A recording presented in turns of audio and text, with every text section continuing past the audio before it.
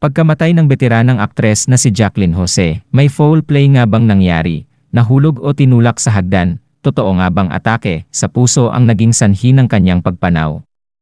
Ito ang ilang katanungan ng mga netizens nang unang lumabas ang balita sa pagpanaw ni Jacqueline. Isa ang aktor na si Coco Martin sa unang rumisponde sa bahay ni Jacqueline na matalik niyang kaibigan.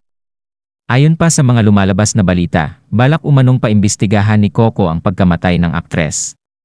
Samantala, inihayag kahapon ng pamilya ng batikang aktres na walang foul play sa nangyaring pagkamatay ni Jacqueline Jose sa loob ng kanyang bahay. Inihayag din ng pamunuan ng Philippine National Police na tumanggi na umano ang pamilya ng aktres na pag-usapan pa ang detalye ng pagkamatay ni Jacqueline.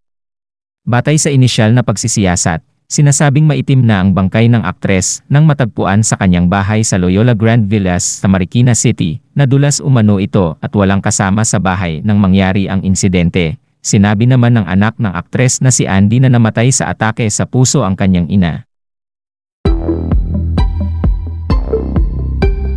Kaya ako natutuwa dahil si Coco Martin, hindi talaga siya, pero nag-rule out na ang PNP, no foul play.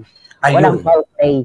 Kaya siguro po ay titigil na rin yung mga haka-haka, mga espekulasyon na baka mamaya may nagtulak sa kanya sa hagdan.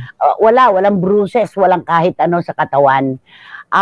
Ako lang sa nangyari kay Jacqueline, parang inilalagay ko ang pagkatao ni Andy at ni Gwen sa aking posisyon, yung struggle. Parang hindi ko ma-imagine na nung Sabado ng umaga nang siya ay atakahin sa puso. Paano yung struggle? Napakahirap kalimutan nun. Nag-struggle yan di ba?